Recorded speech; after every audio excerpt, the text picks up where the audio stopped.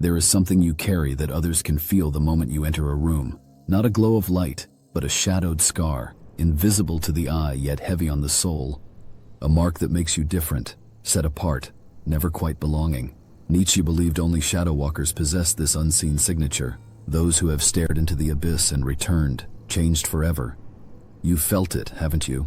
The loneliness of sensing truths no one else dares to face.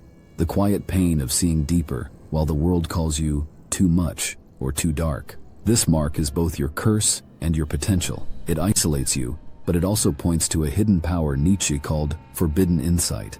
In his writings, Nietzsche revealed why this invisible scar makes shadow walkers dangerous, magnetic, and necessary.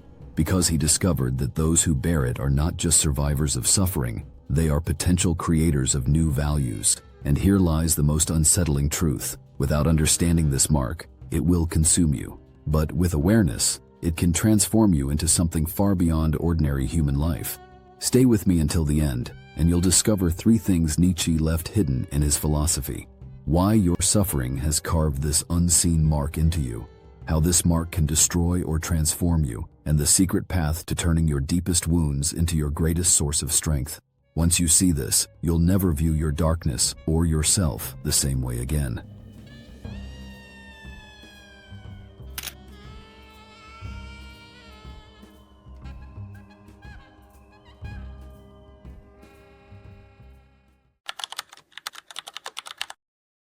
Nietzsche's tightrope walker isn't stage decoration. He's an X-ray of the human condition.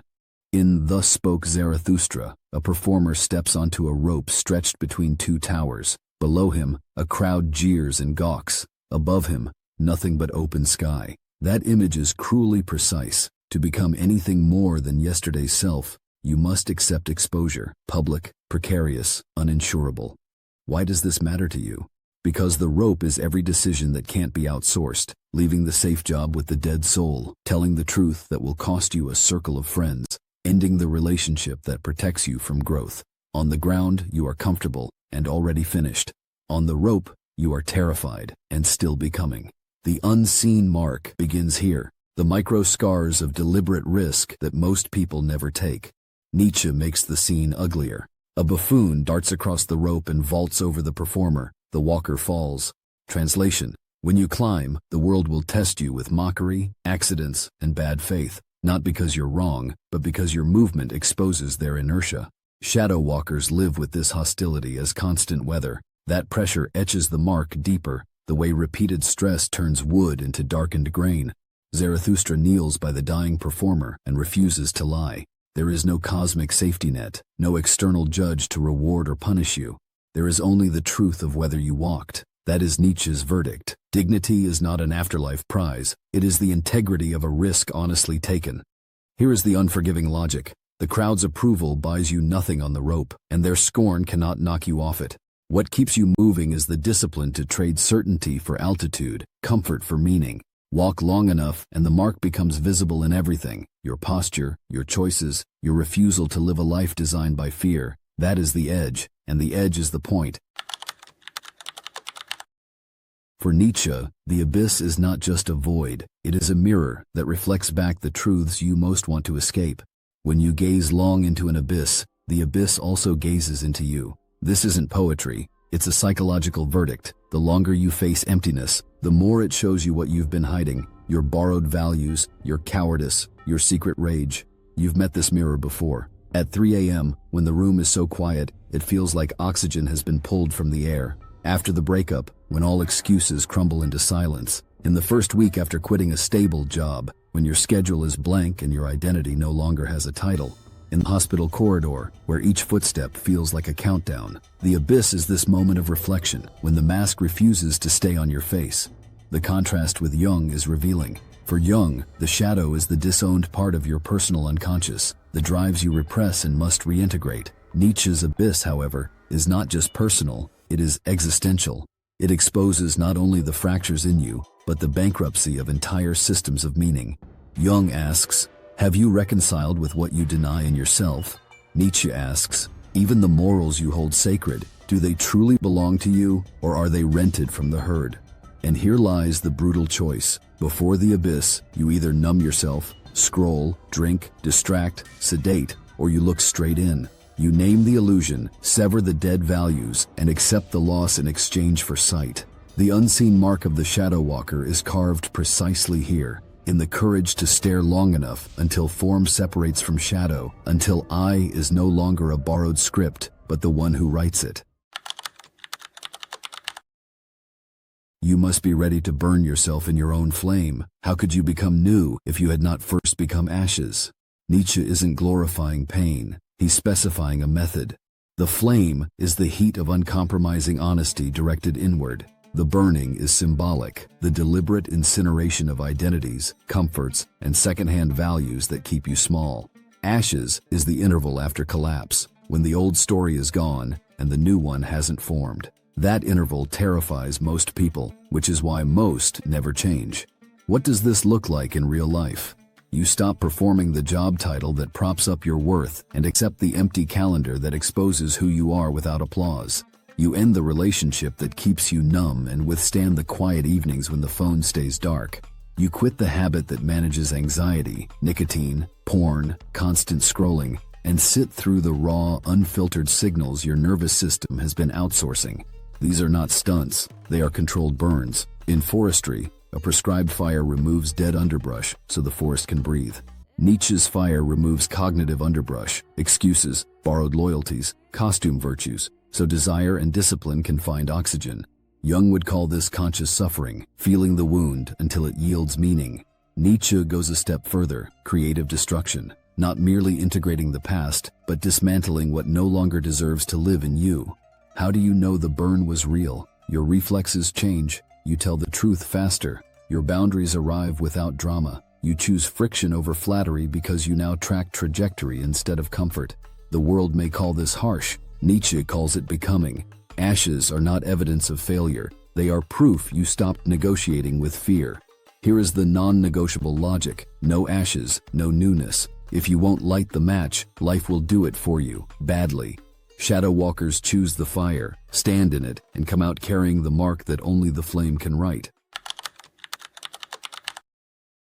Nietzsche's revaluation of all values isn't a cute slogan, it's a demolition permit. It doesn't flip the labels on good and evil. It changes the measuring stick from what keeps me safe and approved to what makes me stronger, truer, more creative. That shift is the forbidden insight, because the moment you adopt it, much of what society praises start to look like cowardice with a halo. Herd morality trains you to worship what's convenient to manage, niceness over honesty, consensus over clarity, signals over substance. It calls dependency loyalty, stagnation stability, and envy justice. Nietzsche's diagnosis is brutal. Resentment writes the rules when the weak can't rise, so they downgrade the heights and rename obedience virtue. The shadow walker's mark burns exactly through this fog. How do you revalue in the real world? Ownership test. Is this belief mine or rented from the timeline, my peer group, my family? Saying no to the career everyone admires so you can build the work no one understands yet will be called selfish until it succeeds. Strength test. Does this choice demand growth?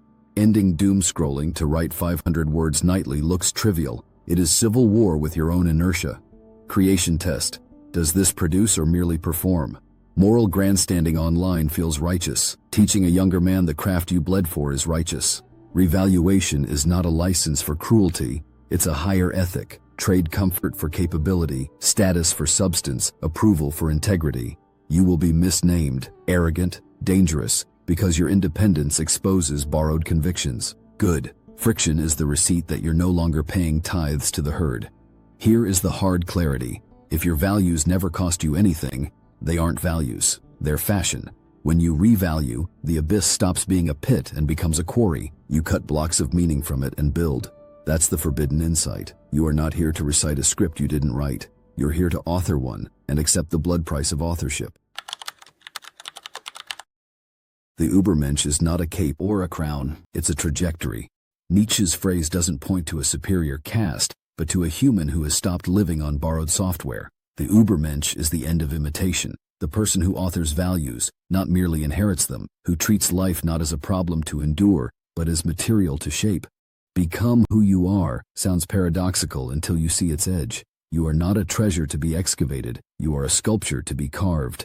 What resists in you, the laziness masquerading as self-care, the cynicism posing as wisdom, the performative outrage that substitutes for action, must be chiseled off. The tool is not inspiration, it is self-overcoming, turning friction into form. What does that look like off the page? You stop asking for meaning to appear and assign it. 2 hours at dawn to build the craft you claim matters, before the world's demands dilute you. You reverse the blame economy. Instead of indicting the system for everything, you audit your day, calendar, body, bank account, browser history. These are your confessions and your blueprint. You select hard goods over social theater, learning a skill so well that reality pays you for it, speaking truth in rooms designed for flattery, building a body that can carry the mind you want. Nietzsche's hidden exam is the thought experiment of eternal recurrence. If a demon told you that you'd live this life again and again, every hour repeated forever, would you curse it or say, "You are a god, and never have I heard anything more divine"? The Übermensch is the one determined to make his answer yes, by redesigning his days until they are worthy of repetition. Notice the pivot. The shadow walker's mark, rope, abyss, ashes, was about survival and vision. The Übermensch is about construction, stacking choices until a character stands where a victim used to. No audience can grant you this. The proof is in your mornings, your refusals, your work that outlives your mood. Becoming who you are is not a feeling, it's a built environment, and you are the architect. The mark looks romantic from afar. Up close, it invoices you. First, social cost. Revaluation changes your answers, and new answers threaten old alliances. You will say no to plans that waste your evenings, to opportunities that rent your time but not your soul, to traditions that no longer fit. Friends who love the earlier, agreeable version of you will call this phase arrogance. Family will hear your clarity as rebellion. Colleagues will translate your integrity into disloyalty. This isn't melodrama, it's arithmetic. When your metric shifts from approval to truth, relationships built on approval must weaken or end. Second, economic cost.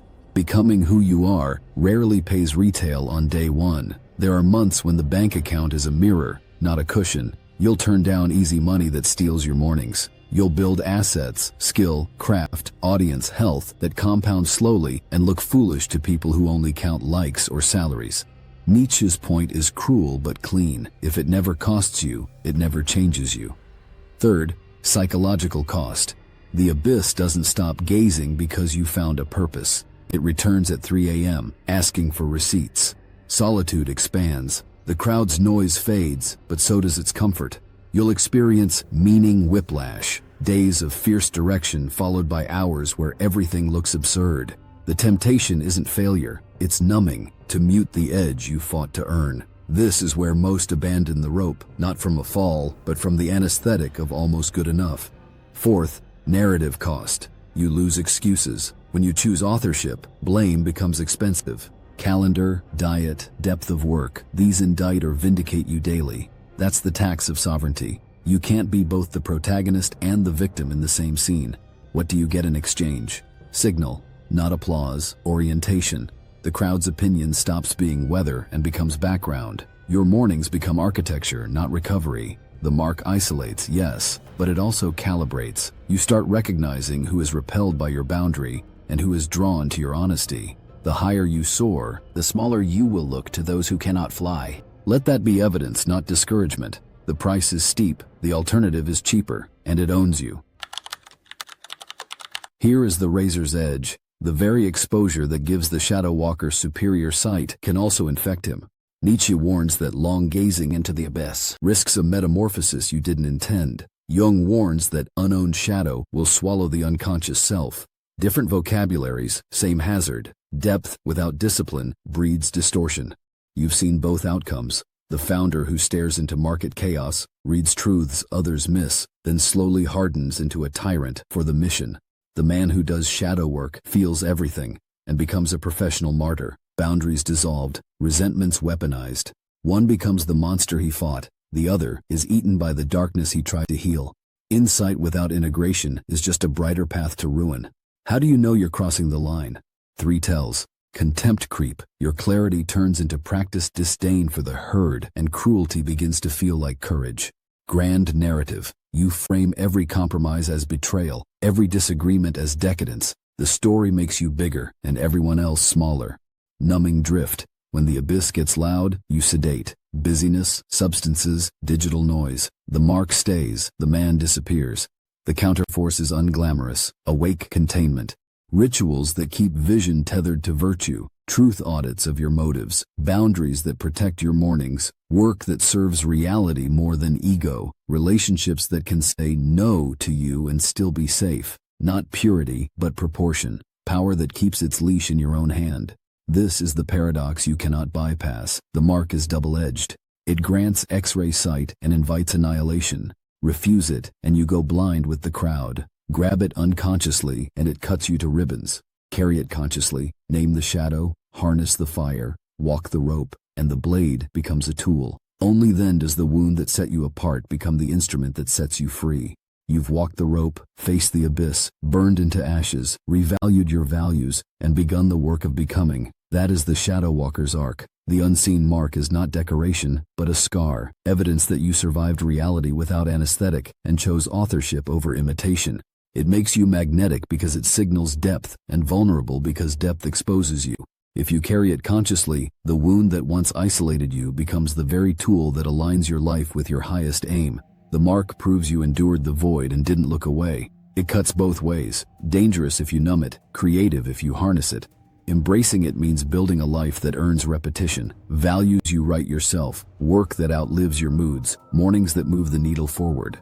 In a culture that mistakes performance for virtue and noise for meaning, your mark is orientation. Let it cost you, let it clarify you, and let it remind you that you're done living a script you didn't write. And if you're ready to go deeper, watch next. Why did Nietzsche say God is dead? And what does that mean for modern society?